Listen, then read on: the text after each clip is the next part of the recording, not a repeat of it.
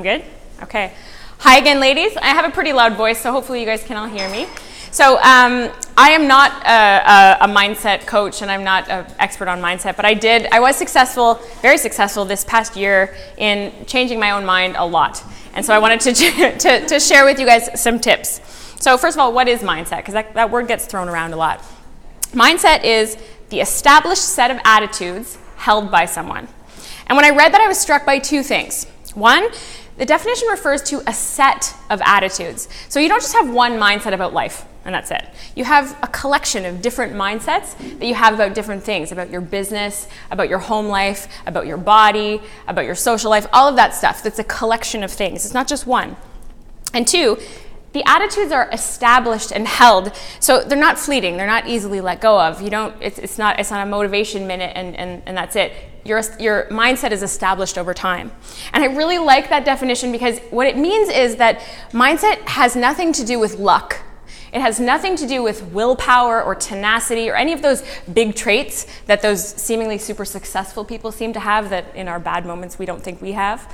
Mindset can be built with consistent behavior. And you can build a mindset about whatever you want, and all you have to do is hold on to it.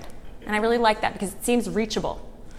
So, which is great because as businesswomen, we all have goals about our lives, about our businesses. And when it comes to achieving our goals, I'm sure you would all agree that having a proper mindset is absolutely key, right? We don't achieve our goals by luck. We achieve them by plowing forward.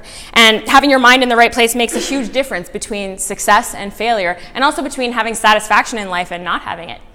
So how do you build a winning mindset and hold on to it? So that's the question, I guess. So the first thing that I discovered this past year is really simple, actually, and it's get your perspective in line. So everyone in this room has had a moment where they're like, I suck. Everyone in this room. And everyone in this room is just as insecure as you think you are in your worst moments. And why is that important to know? Well, when we're trying to get our head in the right place, it has this habit of telling us really stupid things that don't make any sense. Like, oh my God, look at her, she's so successful. I bet she's never had like a crappy moment in her business. Or like, check out the bot on that one. I bet she never goes home and eats her feelings, right? It's just not true. It's not true. Everyone you meet has insecurities and a crappy headspace some of the time. And why does this help? Because knowing that helps you climb off the pity wagon faster when you get on it, right? Because you look around and you're like, you know what? I bet even I picture Tony Robbins sitting on his couch in his pajamas being like, I don't want to do another motivational speech today. It's funny, but it really changes my perspective and it allows me to move forward. The second perspective issue, it's not about will I encounter setbacks and failures and obstacles, it's when. I used to avoid setbacks and obstacles, and I used to come up to them with this kind of a face, and I realized it's inevitable.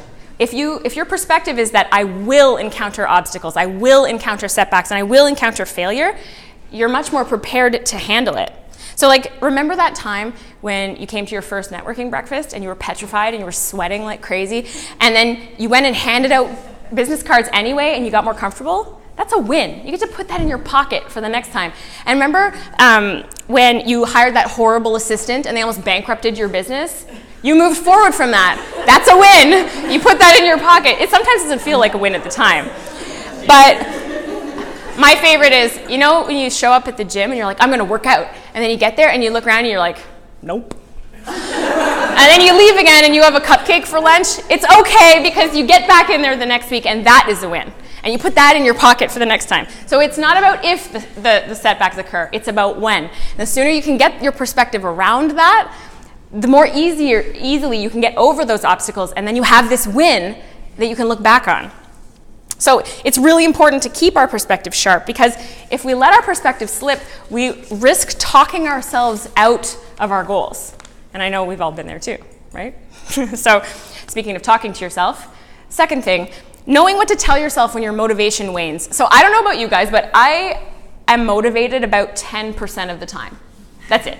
The rest of the 90% of the time, I'm like, I got to do it, right? But that motivational time is really important. And Because if I just went after my goals when I was motivated, I would never achieve my goals, ever.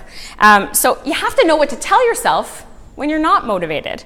So something that really helped me this year, so I had a baby last year, and my husband actually introduced this to me, and it's called growth mindset versus fixed mindset. I'm sure a lot of you guys have probably heard about this. It's nothing new. And on the blog that I wrote about this, I include a lot of examples, but my favorite one in thinking with a growth mindset is this.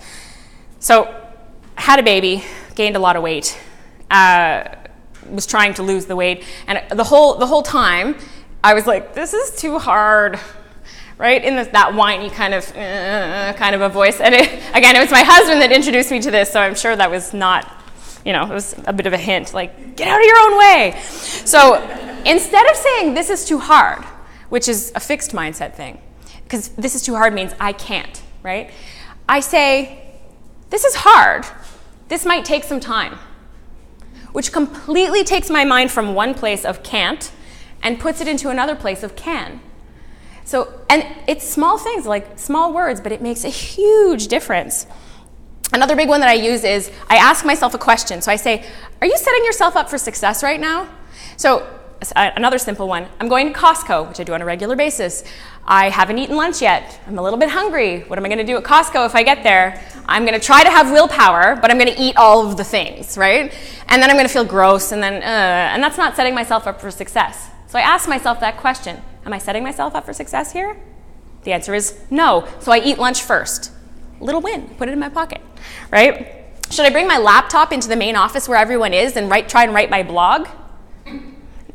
Probably not, right? I'm not really setting myself up for success by doing that. Let's bring it into the smaller office and have less distractions, right? Small things. But I want you to do that. I want you to, when you're motivated, take those quotes that you find inspiring, take those growth mindset things, take the things that you tell yourself, write them on sticky notes, put them on your phone, have them pop up at 5 p.m. when you're tempted to not be productive or eat the cupcake or whatever, and use those, because that turns your 10% of the time motivation into more wins, and then you can hold that mindset for longer. So this one is the most important. So when you hit the obstacle, because we will, right? We've established that. We hit the obstacle. What do?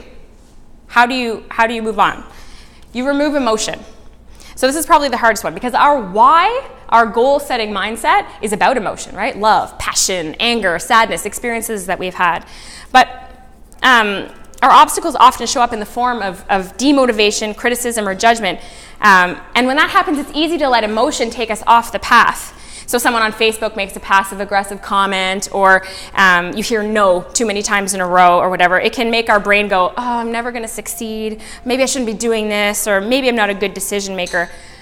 But what we have to do at that point is we have to remove the emotion-driven thoughts and remember that establishing a mindset, this is super important. Establishing your mindset is not about emotion, it's about behavior. So you can feel bad about the Facebook comment, but your behavior has to keep moving forward, because that is going to have you succeed. And when we tell ourselves those motivationally mindset things that we established when we were motivated, we can refocus on our goal more quickly and more easily.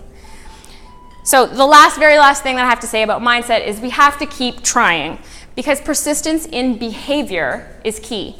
And there is actually a quote that I got to post on Monday, and it was so perfect for this, so I decided to include it. It's by Dale Carnegie, and it says, most of the important things in the world have been accomplished by people who have kept on trying when there seemed no hope at all.